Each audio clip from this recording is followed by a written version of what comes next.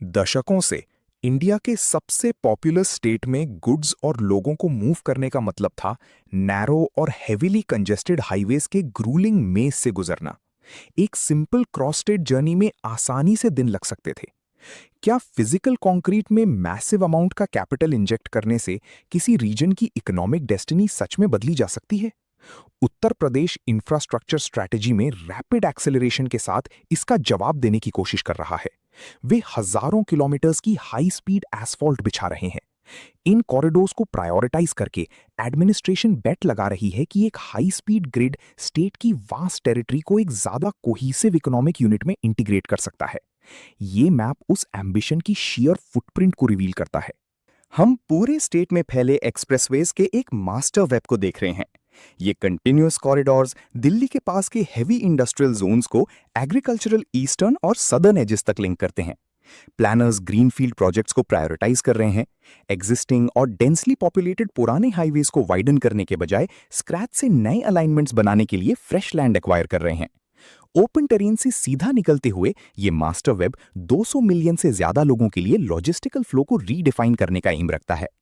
इस massive grid का psychological starting point Yamuna expressway था।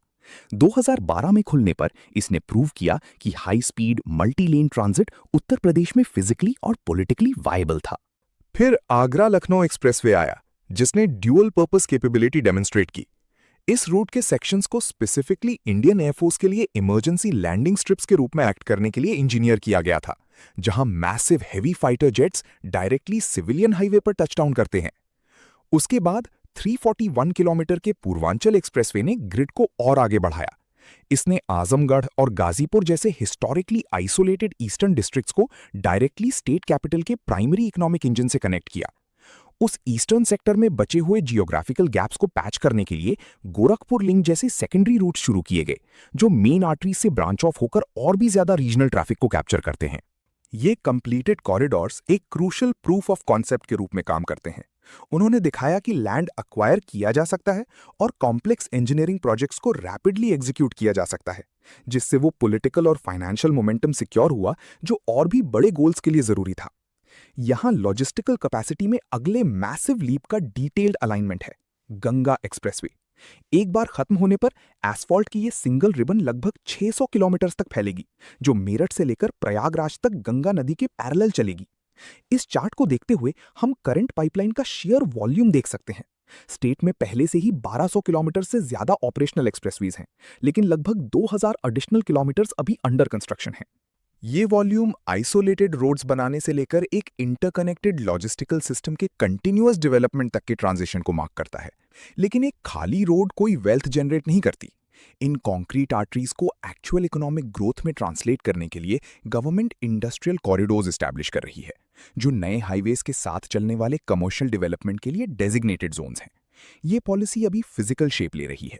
State strategically defence manufacturing nodes, private factory clusters और high volume logistics hubs को directly इन newly laid routes पर position कर रहा है।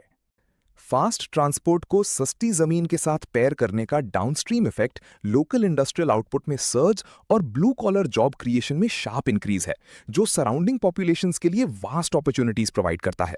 सक्सेस को इन ट्रांजिट पॉइंट्स के आसपास इंडस्ट्रियल एक्टिविटी और प्राइवेट इन्वेस्टमेंट की डेंसिटी से मेजर किया जाएगा। फिर भी सिर्फ इलैबोरेट हार्ड इंफ्रास्ट्रक्चर ही holistic long term human development की गारंटी नहीं दे सकता। फिजिकल कंक्रीट में लगाए गए हर बिलियन रुपीस को ग्रास रूट्स एजुकेशनल फैसिलिटीज की ऑनगोइंग क्रिटिकल नीड के साथ वे किया जाना चाहिए। इसे इस मैग्नीट्यूड की रैपिडली इंडस्ट्रियलाइजिंग पॉपुलेशन को सपोर्ट करने में capable modern accessible health care facilities की नेसेसिटी के साथ भी वे किया जाना चाहिए। ये इस बात में एक इनहेरेंट टेंशन क्रिएट करता है कि गवर्नमेंट अपने लिमिटेड रिसोर्सेज कैसे एलोकेट करती है। ह्यूमन कैपिटल, एक पॉपुलेशन की हेल्थ, नॉलेज और स्किल्स में इन्वेस्ट करना उतना ही वाइटल है जितना उन्हें मूव करने वाली लॉजिस्टिक्स में इन्वेस्ट करना। एक डेवलपिंग स्टेट कैसे एक नए हाईवे की इमीडिएट इकोनॉमिक बूस्ट को एक नए स्कूल सिस्टम के स्लो जेनरेशनल यील्ड के साथ बैलेंस करता है? लास्टिंग प्रोग्रेस के लिए जरूरी है कि ये high speed logistical growth human condition में यूनिवर्सल इंप्रूवमेंट्स के लिए एक फाउंडेशन के रूप में काम करे।